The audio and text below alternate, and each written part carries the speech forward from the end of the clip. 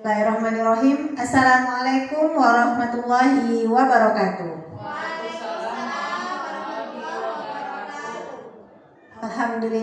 Alhamdulillahirabbil alamin. Puji syukur wa syukurillah kita ucapkan atas kehadiran Allah Subhanahu wa taala. Pada kesempatan yang berbahagia ini kita masih diberikan kesempatan dan kesehatan untuk menghadiri acara pengimbasan materi budaya positif yang akan diimbaskan oleh CGP, yaitu Ibu Komalasari. Salawat beriringan salam kita ucapkan buat Nabi besar kita Muhammad Sallallahu Alaihi Wasallam, di mana yang meninggalkan dua pusaka kepada kita semua. Jika kita berpegang teguh kepada Al-Quran dan Sunnah, maka insya Allah kita akan selamat hidup dunia wal akhirat. Yang saya hormati Ibu Waka Sarpras, kemudian Ibu Komalasari sebagai CGP, dan ibu-ibu guru hebat yang akan menjadi guru penggerak di Solok Selatan. Baiklah, untuk mengawali acara ini mungkin kita minta dulu dua patah kata dari Ibu Waka kita sebagai pengantar dan membuka acara kita. Kepada Ibu dipersilakan.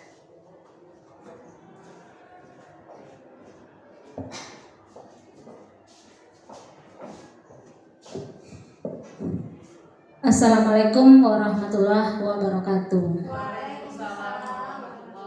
Alhamdulillahirabbil alamin, wassalatu wassalamu ala asrofil anbiya'i wal mursalin wa ala alihi washabihi rasulillahi ajmain. Amma ba'du, yang sama-sama kita hormati Bapak Ibu majelis guru yang sudah hadir di ruangan ini. Seterusnya kepada Ibu CGP, Ibu Komalasari yang berbahagia. Alhamdulillah ya, kita sudah bisa hadir di ruangan ini untuk melaksanakan kegiatan presentasi dari Ibu Komalasari.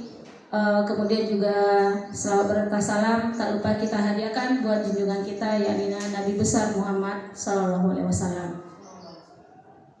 Tidak banyak yang kami sampaikan pada kesempatan ini, cuman memberikan semangat kepada Ibu Komalasari agar bisa mengikuti program-program yang sudah ada agar dilaksanakan semaksimal mungkin. Kemudian juga lalui segala prosesnya, insya Allah akan berhasil nantinya. Ya. Kemudian juga untuk Bapak Ibu hebat semuanya, insya Allah juga akan mengikuti kegiatan CGP angkatan 11. Semoga juga dimudahkan dan dilancarkan kegiatannya. Sekali lagi hanya itu yang bisa kami sampaikan. Akhiri dengan wabillahi taufiq wa hidayah. Wassalamualaikum warahmatullahi wabarakatuh.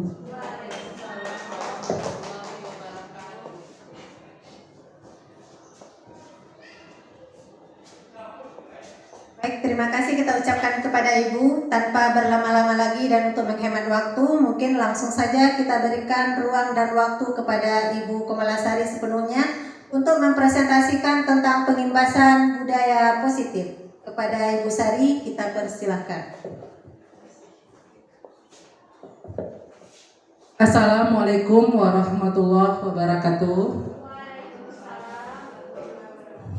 Terima kasih saya ucapkan kepada Ibu Wakil Sarana Prasarana Bu Hasna Desi dari SMA 5 Solok Selatan sebagai perwakilan dari Bapak Kepala Sekolah Fitri Kasmori. Selanjutnya terima kasih kepada ibu-ibu yang telah bersedia dan bersemangat untuk mengikuti diseminasi atau pengimbasan budaya positif aksi nyata modul 14. Saya adalah Komalasari, jurusan mengajar ekonomi CGP angkatan 9 dari SMA 5 Solok Selatan. Pada kesempatan ini merupakan tugas yang diberikan di modul 1.4 yaitu aksi nyata dari 4 modul 1.1 sampai 1.4 dan terakhir adalah pengimbasan aksi nyata, yaitu budaya positif.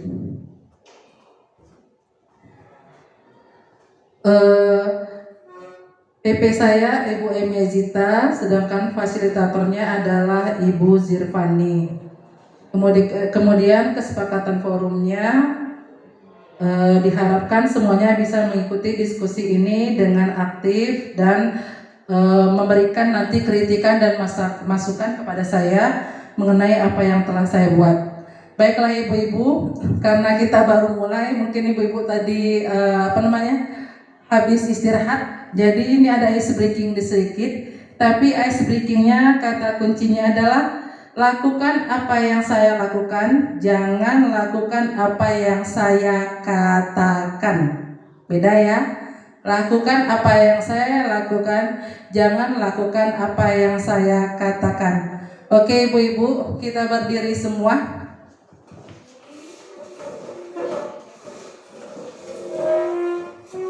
Oke, kita mulai ya. 3, 2, 1.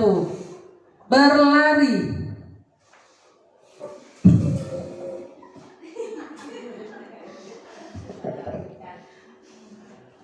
Bertepuk. Menari. Melompat. Ya, terima kasih ibu-ibu. Ternyata ibu-ibu sudah luar biasa. Tadinya saya mau ngasih senam, tapi karena kaki saya kondisinya juga nggak sehat, jadi yang gampang aja. Intinya ibu-ibunya sudah konsentrasi dan sudah melakukan apa yang saya lakukan, bukan yang saya katakan. Jadi tidak terkecuali ya. Oke, selanjutnya konsep dasar budaya positif adalah yang pertama perubahan paradigma pembelajaran.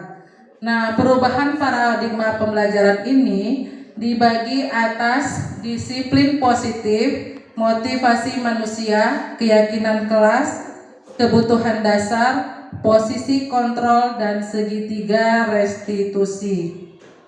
Saya duduk aja ya Bapak Ibu ya, karena kakinya sakit. Kemudian paradigma perubahan pembelajaran. Jadi sebelum kita melakukan budaya positif, yang pertama kali harus kita rubah adalah paradigma, yaitu paradigma berpikir kita dulu. Nah, sebelumnya kan memang kita sebahagian masih melaksanakan pembelajaran student center, tapi saat ini kita teacher center. Saat ini kita dituntut untuk pembelajaran student center. Nah, itu diawali dari paradigma guru. Bagaimana guru bisa menciptakan nanti kelas yang aktif, sehingga nanti benar-benar siswa yang mengeksplor dirinya dan guru sebagai pembimbing pembelajaran atau penuntun dalam belajar. Paradigma perubahan pembelajaran adalah dengan membangun budaya yang positif. Sekolah perlu menyediakan lingkungan yang positif, aman dan nyaman agar murid-murid mampu berpikir, bertindak, dan menciptakan kemerdekaan belajar, mandiri, dan bertanggung jawab. Lazimnya disiplin positif dikaitkan dengan kontrol. Dalam hal ini kontrol guru dalam menghadapi murid. Ibu-ibu, setiap sekolah pasti sudah memiliki lingkungan yang positif dan diusahakan lingkungannya selalu aman dan nyaman. Sekolah kita insya Allah untuk keamanan sudah pakai gerbang ya, sudah ada gerbang, sudah ada sapam. Kemudian untuk kenyamanan kita sudah melengkapi sekolah kita dengan sanitasi, kemudian keran-keran air yang dibutuhkan untuk nanti berwudu, kemudian juga sudah nyaman, ada pohon-pohon hijau sehingga udaranya menjadi sejuk.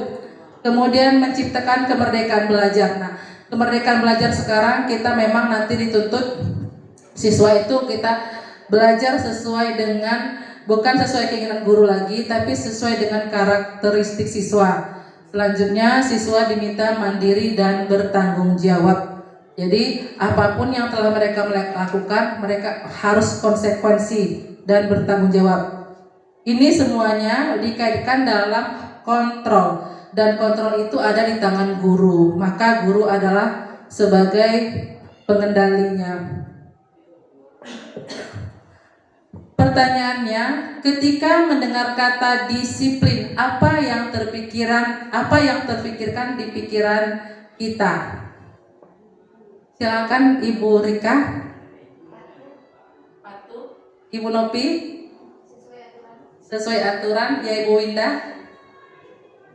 Kata disiplin, kira-kira apa yang terbayang oleh Ibu dengan kata disiplin? Tepat waktu. Ibu Yani.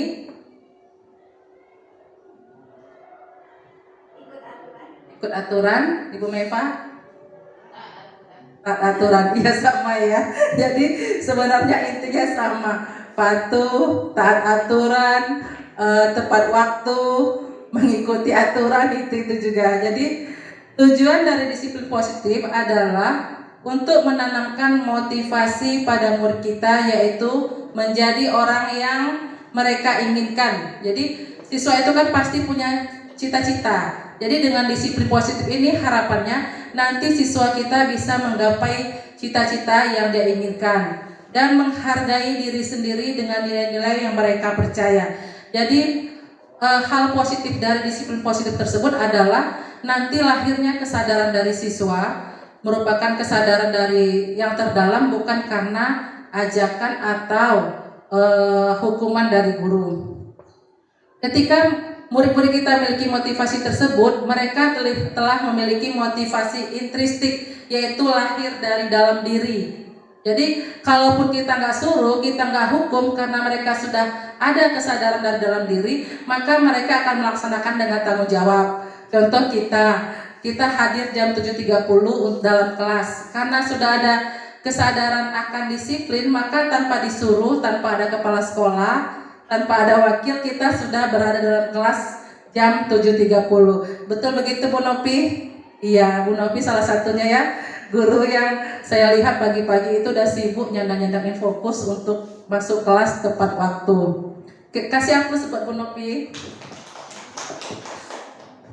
Nah, di sini dampak motivasi intrinsik ini dampak jangka panjang, karena itu merupakan kesadaran. Jadi motivasi yang tidak akan terpengaruh pada hukuman atau hadiah.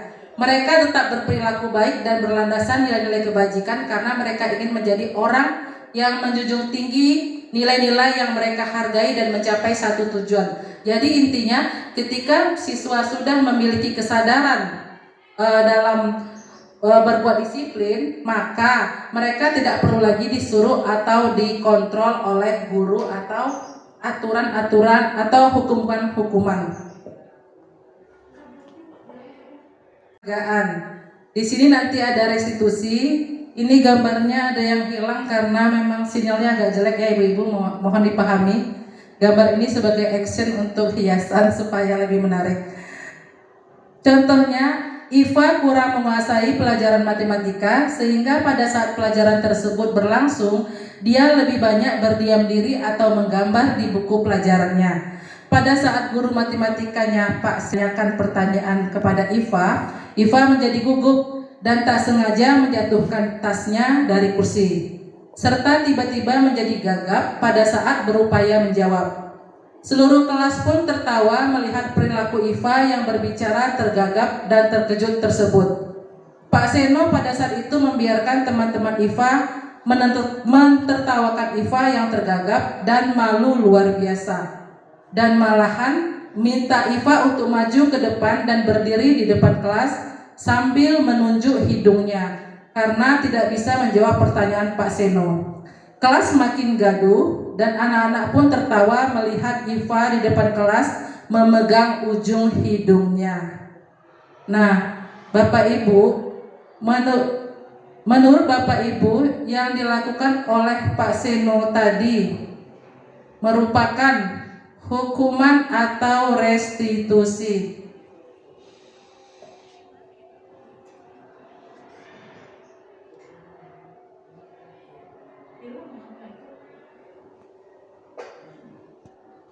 Pertanyaannya Bapak Ibu, yang dilakukan oleh Pak Seno kepada Iva itu termasuk hukuman atau tindakan restitusi?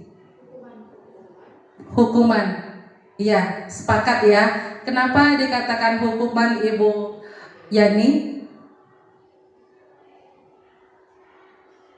Karena yang membuatnya si yang membuat Ya, benar sekali. Jadi yang dilakukan oleh Pak Seno tadi adalah bentuk dari hukuman di mana beliau memberikan sanksi karena Iva tidak konsentrasi. Kemudian tindakan beliau itu menjadikan Iva menjadi malu. Mungkin dampaknya adalah untuk supaya tidak melakukan yang sama, tapi Iva menjadi malu dan tidak percaya diri.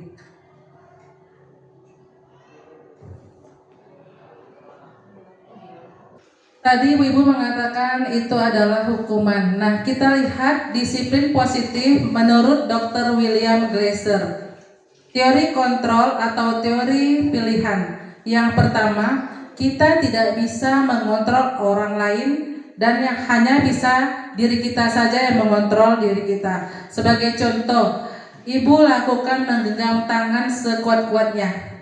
Silakan genggam tangannya sekuat-kuatnya. Udah? Sekarang silakan teman ibu untuk membuka genggaman ibu tersebut. Silakan temannya membuka genggamannya. Saya akan mencoba membuka genggaman ibu Meva. Kira-kira bisa nggak ya? Ternyata kuat sekali. Meskipun kurus genggamannya kuat ya. Ternyata tidak bisa. Ibu Rika bisa membuka genggaman ibu Nopi? Bisa dibuka? Tidak bisa ya? Ibu Yani bisa membuka genggaman tangan Bu Winda? Tidak bisa. Kecuali dia yang membuka. Iya, benar sekali. Berarti apa kesimpulannya Bu Ika?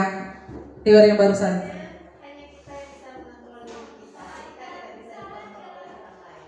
Ya, kasih aplaus buat Ibu Rika.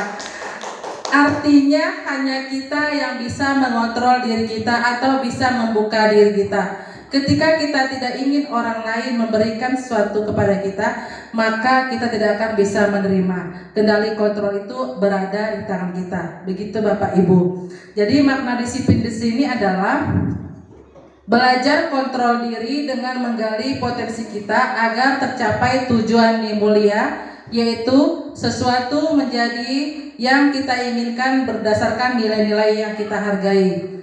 Kemudian semua perilaku memiliki tujuan.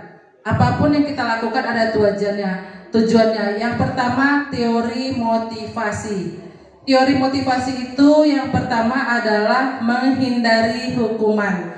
Jadi sebagian kita mungkin melakukan sesuatu bukan sesuai kesadaran tapi takut dihukum. Kalau guru kadang takut dihukum tidak tanda tangan sertifikasi. Kalau siswa takut nanti misalnya diberikan sanksi oleh gurunya 2 kali lipat atau denda dan sebagainya macamnya.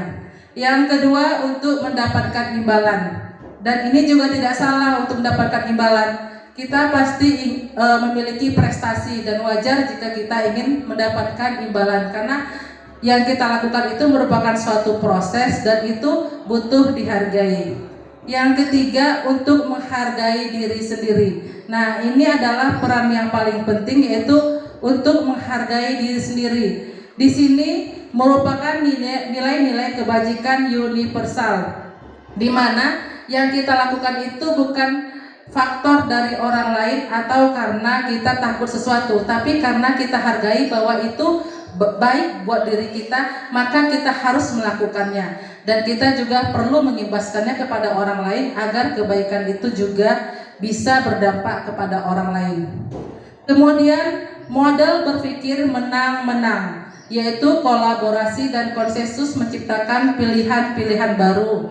Di sini ada 5 posisi kontrol seorang guru sesuai dengan kasus yang kita sebutkan tadi. Yang pertama, kontrol sebagai penghukum. Di sini guru sebagai penghukum apabila siswa melakukan kesalahan. Yang kedua, pembuat rasa bersalah. Kira-kira Ibu Winda, pembuat rasa bersalah itu seperti apa?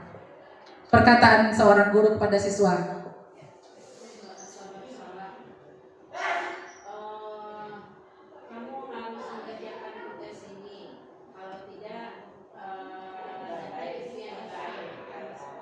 Ya benar sekali, kasih aplaus buat Bu Winda. Beneran ini insya Allah CGP angkatan 10, amin. Ya, pembuat rasa bersalah. Jadi tindakan yang dilakukan siswa tersebut nanti berdampak kepada Bu Winda, dimarahi oleh kepala sekolah atau wakil kurikulum. Yang ketiga adalah tindakan sebagai teman. Jadi di sini kita, karena siswa kita sudah besar, sudah balik ya tuh SMA, jadi mereka itu kadang ingin dianggap seperti teman, dan guru juga melakukan siswa itu pendekatannya seperti teman. Yang keempat adalah posisi sebagai pemantau. Jadi guru itu memantau seluruh aktivitas atau kegiatan siswa dan juga perilakunya. Nanti membuat catatan-catatan tentang perilaku tersebut. Dan yang kelima adalah posisi sebagai manajer. Nah, sebagai manajer di sini nanti guru berperan sebagai yang berkolaborasi dengan siswa dengan kesadarannya. Dari kelima posisi kontrol tersebut nanti ada 3 segitiga restitusi tindakan. Nanti akan dibahas di slide selanjutnya.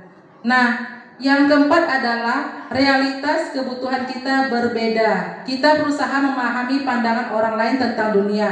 Setiap orang memiliki gambaran berbeda. Jadi pepatah Minang, kapalo sama hitam, pikirannya beda-beda. Jadi setiap kita memiliki siswa itu adalah pribadi yang unik. Mereka sudah memiliki garis-garisnya sendiri, minat dan bakatnya sendiri, dan kita tidak bisa menyamakan. Nah, nanti di situ ada 5 kebutuhan dasar manusia yang harus dipahami oleh setiap guru tentang kebutuhan siswa-siswa kita. Selanjutnya, 9 ciri restitusi. Restitusi itu tidak sama dengan hukuman, karena di situ ada yang pertama, bukan untuk menebus kesalahan, namun untuk belajar dari kesalahan. Jadi di sini nanti siswa kita dibuat merasa ini adalah suatu tindakan yang salah, maka dia punya inisiatif untuk memperbaiki diri. Kemudian restitusi itu cirinya memperbaiki hukuman berupa tawaran, menawarkan kepada siswa ini adalah sebuah kebaikan, bukan paksaan. Kemudian restitusi menuntut untuk melihat ke dalam diri. Jadi nanti peran guru di sini adalah menanyakan kepada siswa apakah yang telah dia buat itu sesuai dengan aturan atau itu sesuai dengan hati nuraninya. Kemudian restitusi mencari kebutuhan dasar yang mendasari tindakan. Setiap orang bertindak itu berdasarkan kebutuhan dasarnya. Nanti kita akan bahas lebih lanjut. Kemudian restitusi diri adalah cara yang paling baik, karena tadi di sini tujuannya melahirkan kesadaran intrinsik dari dalam diri, bukan paksaan atau hukuman. Restitusi fokus pada karakter bukan tindakan, sehingga yang dibentuk adalah jiwanya. Di sini adalah bagaimana guru memanage jiwa siswa, mengarahkannya, kemudian menjadikan nanti memiliki karakter atau pribadi yang baru. Restitusi fokus pada solusi. Jadi bagaimana menemukan pemecahan masalah dari kasus yang telah dibuat, bukan mencari masalah, tapi bagaimana menemukan solusi yang terbaik dari sebuah kesalahan. Restitusi mengembalikan murid yang berbuat salah pada kelompoknya. Seperti itu. Selanjutnya ice breaking. Kembali berdiri ya Bapak Ibu. Kayaknya udah fokus sekali Bu Novinya. Oke. Silakan berdiri. Karena hari sudah siang, mungkin sudah agak lapar. Ikuti apa yang saya katakan. Pagi, pagi, pagi, semangat pagi. Oke? 1, 2, 3.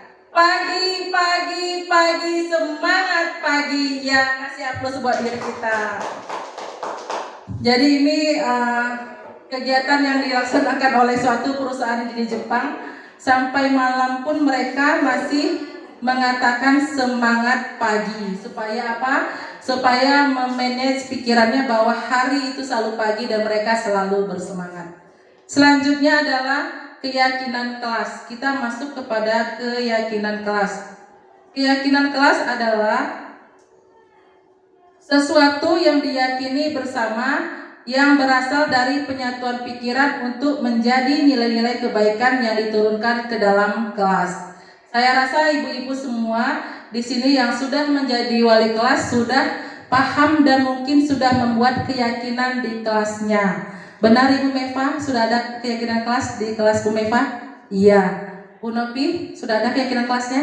Ya. Terima kasih ibu-ibu. Artinya di sini ibu-ibu sudah paham. Siapa yang bisa membedakan apa perbedaan antara peraturan, kemudian kesepakatan kelas dan keyakinan kelas? Silakan Bu Rika. Peraturan, kesepakatan kelas dan keyakinan kelas. Silakan Bu Rika. Kalau peraturan kelas berarti itu tuh memang tanpa harus disepakati, maksudnya semua siswa itu harus mengikuti aturan yang dibuat di kelasnya bersama-sama. Itu bisa jadi ada mungkin pihak yang tidak setuju, ada yang setuju, namun itu wajib harus ada di kelasnya. Itu kalau aturan yang sifatnya lebih kaku. Kalau kesepakatan kelas atau keyakinan kelas ini memang munculnya dari murid-murid atau siswa di kelas. Mereka inginnya kelasnya seperti apa. Jadi lebih ibaratnya kalau dibandingkan dengan aturan lebih longgar. Sudah dibuat bersama. Ya, lebih disepakati bersama dan memang itu memang keinginan dari mereka. Kalau aturan memang lebih agak ketat. Kalau keyakinan kelas? Kalau keyakinan kelas, mereka meyakini kelasnya itu inginnya misalnya apa ya? Ingin kelasnya itu yakinnya kelasnya itu seperti apa? Misalnya kelas yang nyaman, yang bersih. Ada satu nilai-nilai kebajikan yang mereka angkat di sana. Sudah dilaksanakan. Iya. Dan tidak perlu diperintah. Iya. Ya, kasih hapus buat Bu Rika. Ya, benar sekali.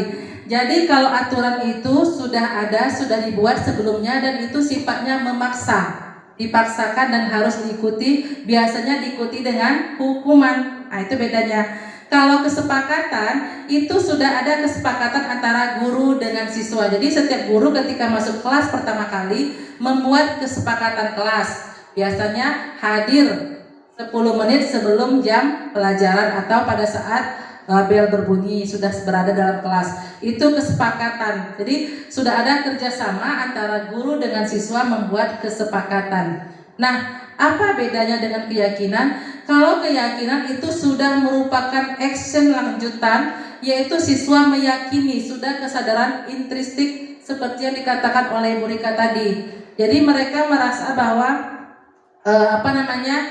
di situ kita mencintai kebersihan, maka tanpa disuruh mereka sudah memilih sampah. Jadi tidak perlu lagi disuruh. Begitu mereka melihat sampah, mereka langsung mengambil dan membersihkannya. Jadi begitu bel berbunyi mereka sudah masuk karena sudah menjadi keyakinan. Kita lihat di sini kesepakatan kelas, datang tepat waktu, mengucapkan salam, menjaga kebersihan sekolah, berdoa sebelum dan sesudah kegiatan, aktif dalam pembelajaran dan tertib. Ini adalah kesepakatan yang dibuat oleh setiap guru kepada siswanya. Nah, sementara kalau untuk keyakinan kelas, nanti di sini adalah kami guru dan murid yang saling menyayangi. Artinya di sini mereka sadar bahwa mereka harus saling menyayangi. Jadi tidak perlu dibuatkan seperti aturan. Jadi sudah lahir dari dirinya. Kami murid yang semangat belajar. Jadi tanpa disuruh mereka tahu bahwa belajar itu adalah kebutuhan dan mereka melaksanakannya dengan sungguh-sungguh. Kemudian kami murid yang peduli dengan teman-teman. Jadi tidak ada lagi itu nanti tindakan pembulian karena mereka sadar bahwa hidup itu saling menyayangi dan tolong menolong. Selanjutnya, bagaimana pembentukan keyakinan kelas? Nah, ini ada kesepakatan kelas yang telah dibuat. Yang pertama, di sini pembentukan keyakinan kelas itu lebih abstrak dari peraturan. Jadi kalau peraturan itu jelas, ya, datang sekian nanti hukumannya apa. Sedikit saja agar mudah diingat. Kemudian berupaya pernyataan universal. Jadi pernyataannya universal, tidak khusus. Kalau tadi kan peraturan pernyataannya khusus. Kemudian dibuat dalam bentuk yang positif, saling menyayangi, peduli lingkungan, kemudian belajar dengan semangat, kemudian sesuai dengan kondisi kelas, dikondisikan dengan kondisi siswa kita. Kemudian yang terakhir, semua warga kelas ikut serta. Nah, inilah dikatakan sebagai keyakinan kelas yang lahir dari dalam atau intrinsik. Nah, ini dia pengimbasannya, berawal dari peraturan, kemudian keyakinan kelas, terciptalah lingkungan positif di sekolah, maka menjadi suatu budaya positif secara keseluruhan atau universal. Bukan dari kelas lagi, tapi sudah kepada sekolah kita, dan nanti juga suka bisa berimbas kepada masyarakat. Nah, ini Bapak Ibu, yang kelima adalah kebutuhan dasar manusia. Mengapa kita penting mempelajari kebutuhan dasar manusia? Karena ketika mengajar, Ki Hajar Dewantara mengatakan guru itu sifatnya menuntun bukan menuntut. Selanjutnya, kebutuhan dasar manusia. Ini adalah kebutuhan dasar yang harus dipahami oleh setiap guru sehingga kita bisa mengajar siswa kita, menuntunnya menjadi pribadi yang lebih baik, karena setiap orang memiliki kebutuhan dasar. Ini adalah teori Dr. William Glasser dalam Choice Theory. Yang pertama adalah bertahan hidup, yang kedua kasih sayang, ketiga kebebasan, yang keempat kesenangan, dan lima penguasaan. Kebutuhan dasar manusia bertahan hidup yang pertama itu adalah kesehatan, rumah, dan makanan. Sebagai contoh, ibu-ibu, ada siswa kita nanti misalnya dia ingin belajar sama kita, tapi dia minta izin bawa makanan. Kira-kira dibolehkan nggak menurut ibu-ibu? Bolehkan nggak Bu Winda? Bawa makanan dan dia minta minum dalam kelas, minum air putih. Kira-kira dibolehkan tidak? Ya, dibolehkan, benar sekali ya. Kenapa? Bisa jadi dia tidak sarapan di rumah atau kondisinya terdesak. Jadi kalau dia untuk bertahan hidupnya terganggu, otomatis dia tidak konsentrasi dalam belajar. Daripada dia di luar, di kantin, lebih baik dia di dalam kelas diberikan kesempatan untuk minum atau makan satu potong kue, bukan satu mangkok ya, satu potong kue. Jadi itu sebagai pengganjal. Itu adalah bagaimana guru mengerti kebutuhan dasar hidup siswa. Kemudian kasih sayang dan rasa diterima. Bapak Ibu, setiap orang ingin disayangi dan diterima oleh siapa saja, mulai dari keluarga, teman, lingkungan, guru, pasti ada rasa itu. Ketika ada rasa kasih sayang yang kurang atau merasa tidak diterima, biasanya siswa mencari di luar. Apalagi bila di keluarga tidak terpenuhi karena kesibukan orang tua, biasanya siswa akan membuat perilaku dalam bentuk mencari perhatian yang ada di kelasnya. Bisa jadi mengganggu temannya atau dia berbuat keributan.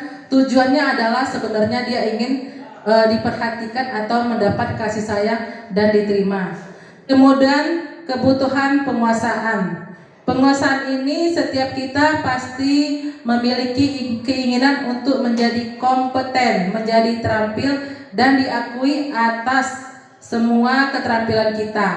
Nah, kita ingin supaya kita biasa menguasai sesuatu. Selanjutnya kebebasan.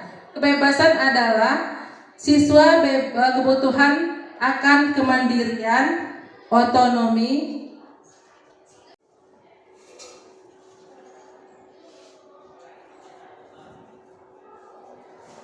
kebutuhan tentang kesenangan, yaitu setiap kita pasti ingin merasa bahagia atau senang dan berbagai macam caranya. Kalau ibu-ibu pasti paling senang itu pergi ke mall atau dikasih duit banyak terus berbelanja ria, itu pasti kesenangan. Nah, siswa kita juga punya kesenangan. Jadi dalam pembelajaran itu nanti kita misalnya siswanya bosan, maka kita harus memberi kesenangan dalam bentuk ice breaking. Atau nanti kita bisa memberikan game-game ya, pembelajaran dengan menggunakan game. Jadi dia merasa senang Terus bisa juga ada pembelajaran di luar ruangan atau langsung ke, kalau ekonomi itu ada kita langsung praktek lapangan, misalnya ke pasar. Tapi kalau ke pasar anak-anak itu terlalu senang nantinya. Jangan juga dibawa ke pasar, nanti kerepotan. Jadi kalau kebutuhan dasar itu sudah terpenuhi, maka siswa-siswa kita akan berperilaku lebih baik dan bisa belajar lebih aktif. Nah, ini posisi kontrol kita yang tadinya di sini ada posisi sebagai yang pertama penghukum, kemudian pembuat rasa bersalah, ketiga sebagai teman, keempat sebagai pemantau, dan kelima sebagai manajer. Menurut Ibu Widya, kira-kira posisi apa yang paling baik kita terapkan di kelas?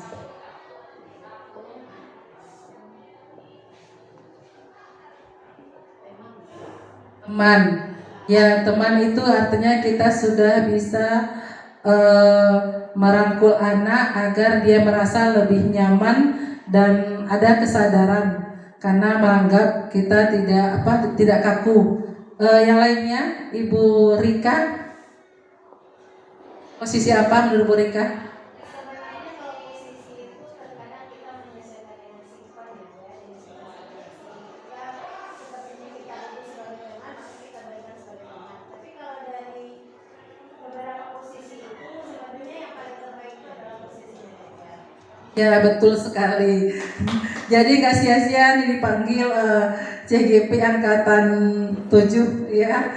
Jawabannya luar biasa. Jadi posisi yang paling benar adalah manajer.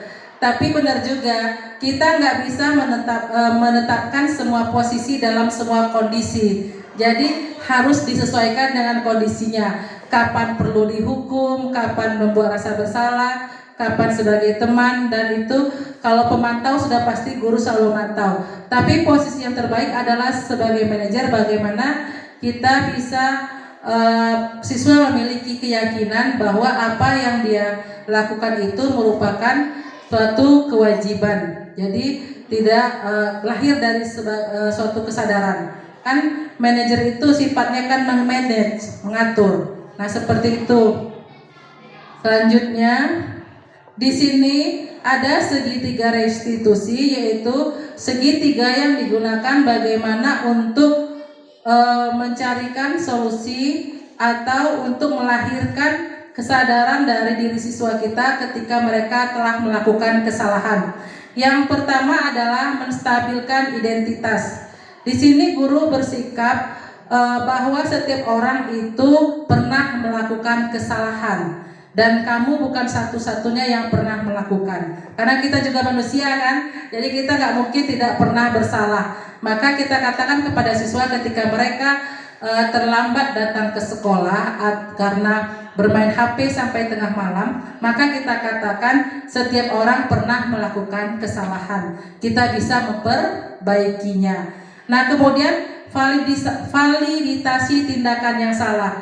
Bagaimana memvalidasinya? Yaitu kamu tentu punya alasan mengapa melakukan itu. Nanti dia mengatakan untuk bersenang-senang.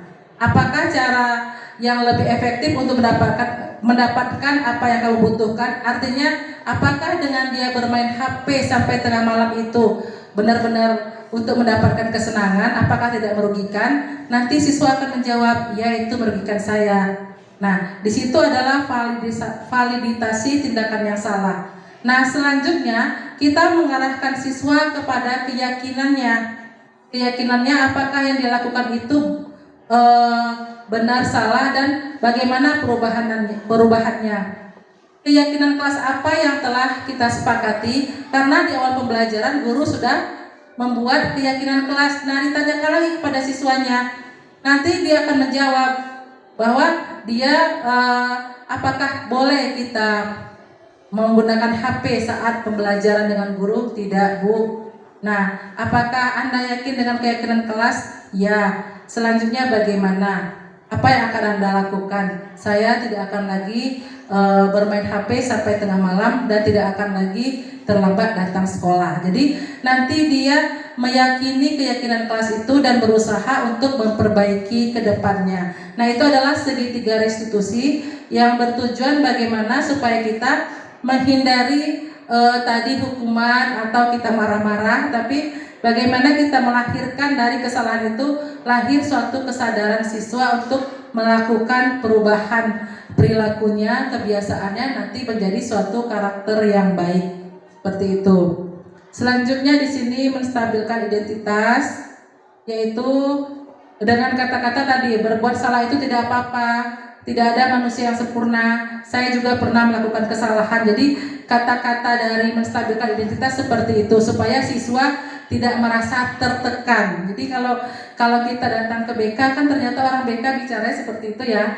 Dulu kita bingung, kok BK kayaknya terlalu lus sama anak atau terlalu sangat toleran. Tapi itu ternyata psikologinya seperti itu, menstabilkan identitas bahwa setiap orang pernah melakukan kesalahan. Kemudian di sini tadi validasinya, padahal kamu bisa melakukan yang lebih buruk dari ini ya. Artinya apa? Siswa tadi ketika dia melakukan kesalahan berarti dia nanti sudah merasa dirinya bersalah dan dia ada keinginan untuk berubah. Kamu pasti punya alasan mengapa melakukan hal itu. Nanti dia akan jujur mengatakannya. Kamu patut bangga pada dirimu sendiri karena kamu telah melindungi sesuatu yang penting buatmu. Bisa jadi yang dia lakukan itu melindungi, tapi bisa juga merugikan kepada orang lain. Nah, kita tidak menyalahkannya, tapi berusaha untuk memahami. Nah, tindakan yang terakhir, keyakinan tadi adalah menanyakan keyakinan apa yang dia pahami dalam dirinya. Apakah itu benar, apakah itu salah. Kemudian kalau itu misalnya adalah nilai-nilai yang salah, maka apa nilai umum yang telah kita sepakati, kemudian dia akan dikembalikan kepada kesepakatan dan keyakinan awal, sehingga nanti siswanya memiliki kesadaran dalam dirinya untuk melakukan perubahan atau perbaikan. Alhamdulillah akhirnya selesai juga. Jadi kesimpulannya Bapak Ibu, saya berdiri, untuk yang terakhir saya berdiri nih. Kesimpulannya adalah bahwa budaya positif itu di setiap sekolah sudah ada, dan kita butuh untuk mengembangkan yang sudah ada dan menggali yang mesti perlu kita lakukan dan kembangkan. Nah, Bapak Ibu, budaya positif itu tidak bisa dilakukan oleh sendiri. Jadi kenapa ada CGP ini dilaksanakan bertahap terus ya, setiap tahun ada, supaya nanti mereka budaya positif ini menjadi kolaborasi. Kalau saya sendiri melakukan di sekolah atau dengan beberapa CGP yang lainnya yang sudah mengikuti kegiatan, nanti kita yang sudah melakukan perubahan akan dianggap aneh oleh siswa, akan disalahkan. Sama ibu itu begini, begitu sama ibu ini enggak, kan begitu. Jadi seolah-olah kami makhluk yang aneh, padahal itu sebuah perubahan, perbaikan. Nah, jika kita sudah melakukannya secara bersama-sama, maka itu akan menjadi suatu gelombang kebaikan yang akan menular kepada seluruh lingkungan sekolah, dari siswa, guru, kemudian TU dan lingkungan masyarakat. Nanti menjadi budaya positif yang akan terbawa menjadi karakter baik siswa dan akan dia laksanakan dalam kehidupan sehari-hari. Jadi mungkin itu saja diseminasi yang saya sampaikan, pengibasan mengenai budaya positif. Kira-kira ada dari Bapak Ibu yang ingin menambahkan atau bertanya untuk sebagai penutup?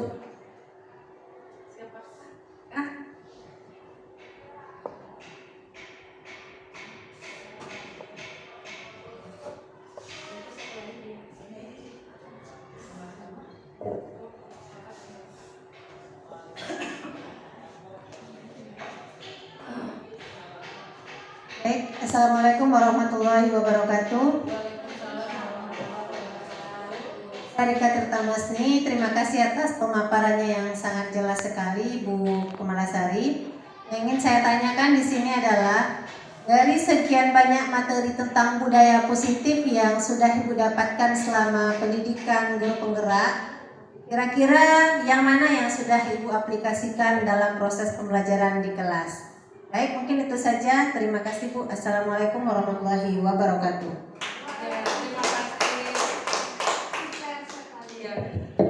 Luar biasa pertanyaannya, sangat menjebak, kemudian langsung interogasi. Terima kasih Bu Ika. Saya baru melaksanakan hal yang kecil-kecil saja.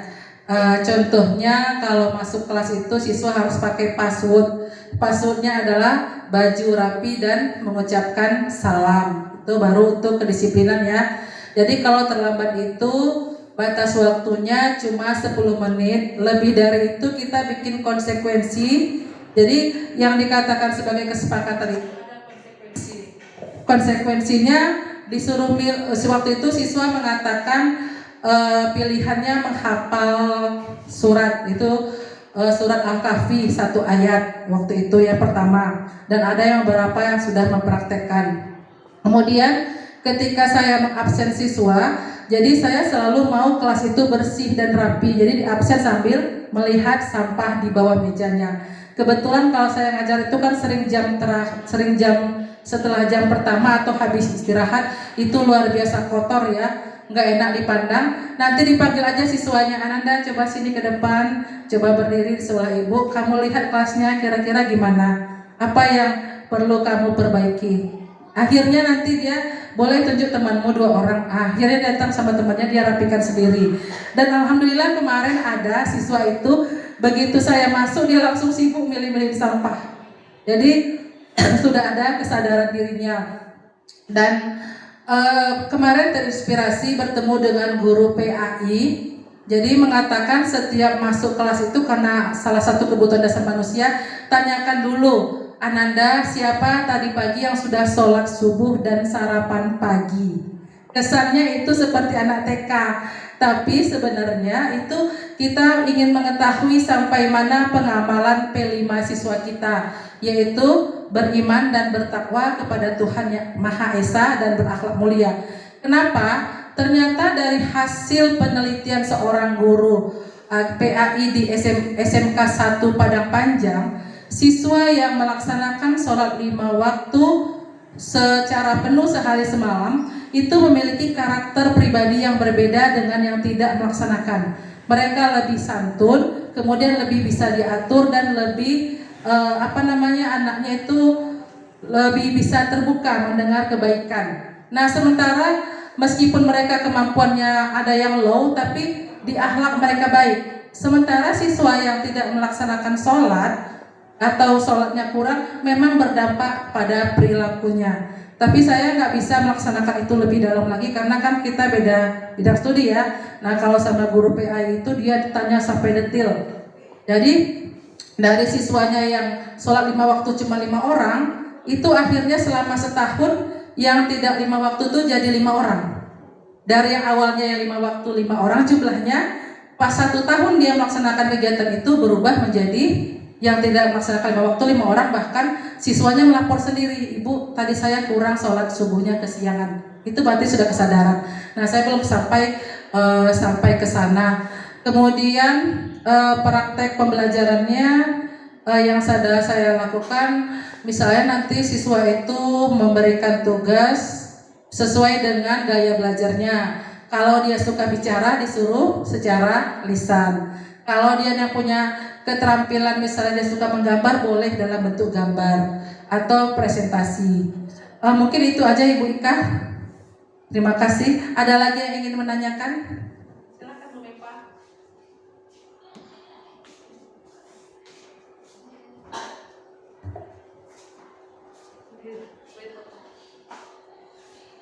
Terima kasih atas kesempatannya Ibu Komalasari. Di sini saya mau menanyakan mengenai apa tadi ya Bu, bisa dibuka lagi slide-nya Bu?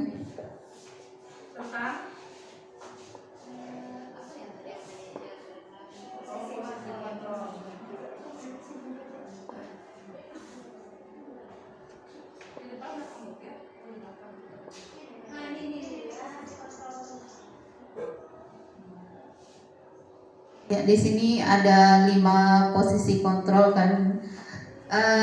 Jadi di sini saya mau menanyakan kepada Ibu Komalasari, jika menghadapi seorang murid yang kurang sopan, di posisi manakah kita sebaiknya, Ibu Sari?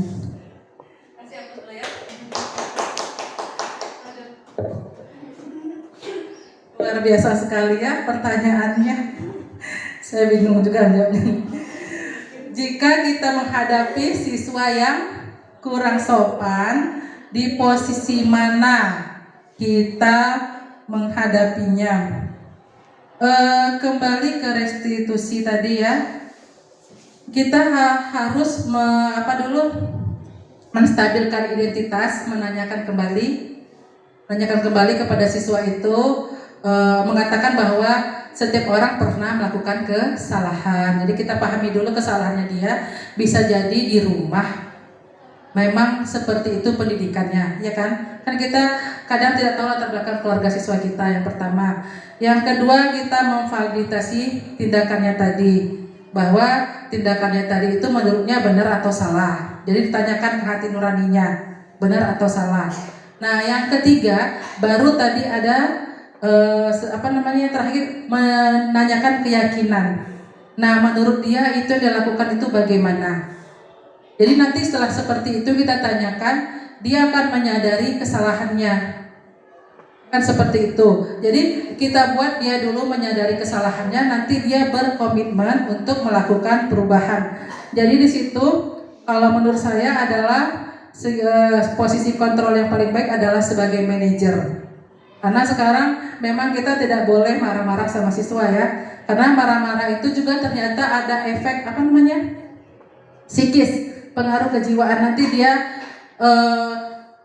menyimpan sesuatu tentang kita yang disimpan hanya yang buruk-buruknya saja. Jadi dia tidak menerima kita yang kebaikan yang kita sampaikan, tapi yang diingat adalah semua yang dianggap buruk. Nah, sebagusnya memang posisi manajer yaitu dengan memvalidasi kesalahannya dan nanti melahirkan kesadaran dalam dirinya bahwa itu adalah perbuatan salah dan dia perlu untuk memperbaiki. Kira-kira ada yang ingin menambahkan jawabannya? Mungkin menurut pendapatnya. Silakan. Siapa? Pas ya. Oke. Ada lagi yang ingin bertanya? Silakan Bapak Ibu. Satu pertanyaan terakhir Bu Yani sebelum kita closing.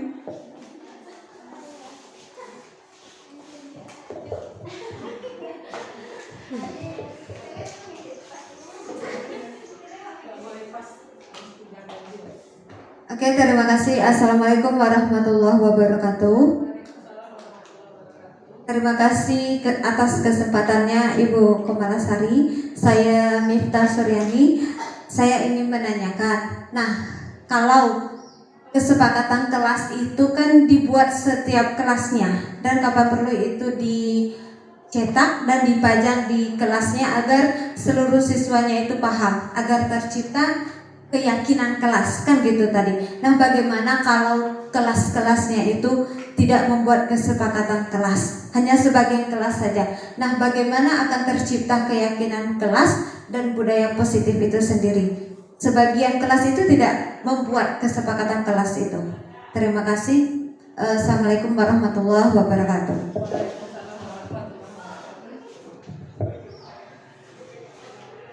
Luar biasa. Memang calon guru penggerak semua. Jadi pertanyaannya benar-benar pertanyaan yang menggerakkan otak saya. Jadi begini, mungkin kita tidak semua menyadari tentang pembuatan kesepakatan kelas, tapi hari ini sudah mulai memahaminya. Dan ini kan kita sudah di penghujung semester 1 ya. Nah, berarti nggak mungkin kita bikin lagi kesepakatan kelas. Nah, solusinya pasti kita mulai di awal semester 2. Jadi tidak apa-apa terlambat daripada tidak sama sekali. Nah, yang penting kita pahami adalah bahwa pentingnya ada kesepakatan kelas agar nanti menjadi keyakinan kelas, dan kita bersama-sama berkolaborasi siswa dan guru semua menjadikan itu budaya positif dan nanti merupakan perubahan paradigma dan perilaku siswa ke depannya, sehingga nanti kita akan mendapatkan siswa yang sesuai dengan tujuan pendidikan nasional, yaitu siswa yang cerdas, yaitu sehat jasmani dan rohaninya, kemudian siswa yang bisa sukses di kehidupan dunia dan akhirnya. Mungkin demikian saja. Ada lagi pertanyaan? Pas beneran ya. Jadi ini pas yang terakhir. Bapak Ibu, saya mohon maaf jika dari penyampaian saya ada yang kurang tepat. Itu semua murni dari kesalahan saya. Kemudian terima kasih atas kehadiran Bapak Ibu hari ini dan sudah perannya sangat aktif sekali. Saya doakan semoga Bapak Ibu menjadi CGP Angkatan 10 selanjutnya. Amin. Billahi taufiq wal hidayah. Assalamualaikum warahmatullahi wabarakatuh.